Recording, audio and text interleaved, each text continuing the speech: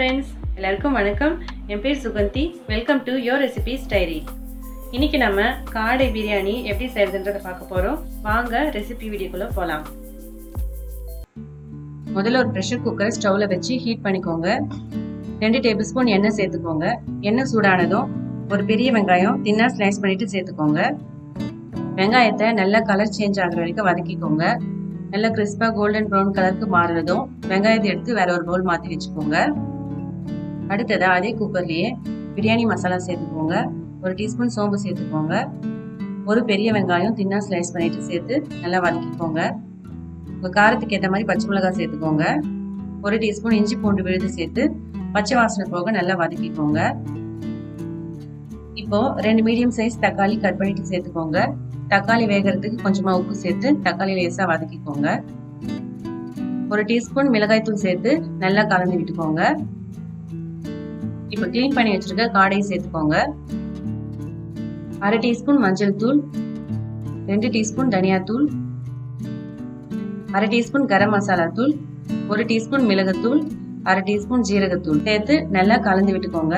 காடையும் மசாலாவையும் நல்லா கலந்து விடுங்க. 1/4 கப் தண்ணி சேர்த்து நல்லா மிக்ஸ் பண்ணி விட்டுக்கோங்க.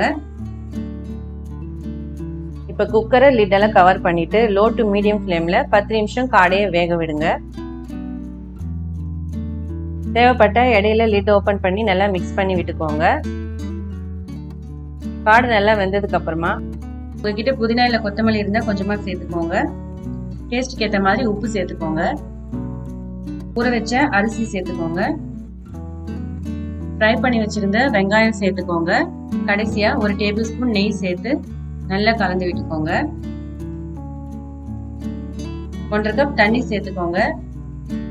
நல்லா கலந்து விட்டுட்டு உப்பு கரெக்டா இருக்கான்னு டேஸ்ட் செக் பண்ணி பார்த்துக்கோங்க. தேவைப்பட்ட உப்பு சேர்த்துக்கோங்க.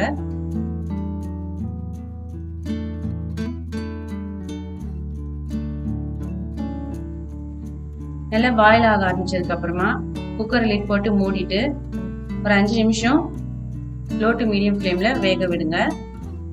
5 நிமிஷத்துக்கு அப்புறமா உங்ககிட்ட பழைய தோசை தவா இல்லை ஃப்ளாட்டான தோசைக்கல் இருந்துச்சுன்னா அதை ஸ்டவ்ல வச்சுட்டு அதுக்கு மேலே இந்த ப்ரெஷர் குக்கரை வைங்க. 10 நிமிஷத்துக்கு அப்புறமா ஸ்டவ் ஆஃப் பண்ணிடுங்க. ப்ரெஷர் ஆட்டோமேட்டிக்காக ரிலீஸ் ஆனதுக்கு அப்புறமா லிட் ஓப்பன் பண்ணுங்க. இப்போ நான் லிட் ஓப்பன் பண்ணிட்டேன். ரைஸ் வந்து நல்லா பர்ஃபெக்டா குக் ஆயிருக்கு, பார்த்தாலே தெரியுது. இப்போ காடை எப்படி குக் ஆயிருக்குன்னு பார்க்கலாம். பாருங்க, காடையும் நல்லா சாஃப்டா குக் ஆயிருக்கு. அவ்வளவுதாங்க, சுவையான காடை பிரியாணி தயாராயிடுச்சு. இந்த ரெசிபியை நீங்க ட்ரை பண்ணி பாத்தீங்கன்னா எப்படி இருந்துச்சுன்றத கமெண்ட்ல மறக்காம சொல்லுங்க. இந்த வீடியோ உங்களுக்கு பிடிச்சிருந்தா லைக் பண்ணுங்க. உங்க ஃப்ரெண்ட்ஸ் அண்ட் ஃபேமிலி மெம்பர்ஸ்க்கு ஷேர் பண்ணுங்க. இதே மாதிரி ரெசிபி வீடியோஸ்க்கு யோர் ரெசிபீஸ் டைரி சேனலை சப்ஸ்கிரைப் பண்ணி கூடவே பெல் ஐக்கானையும் பிரஸ் பண்ணி ஆல் ஆப்ஷனை செலக்ட் பண்ணுங்க. மீண்டும் வேற ஒரு சுவையான ரெசிபி வீடியோல நான் உங்களை சந்திக்கிறேன். Thank you, bye bye.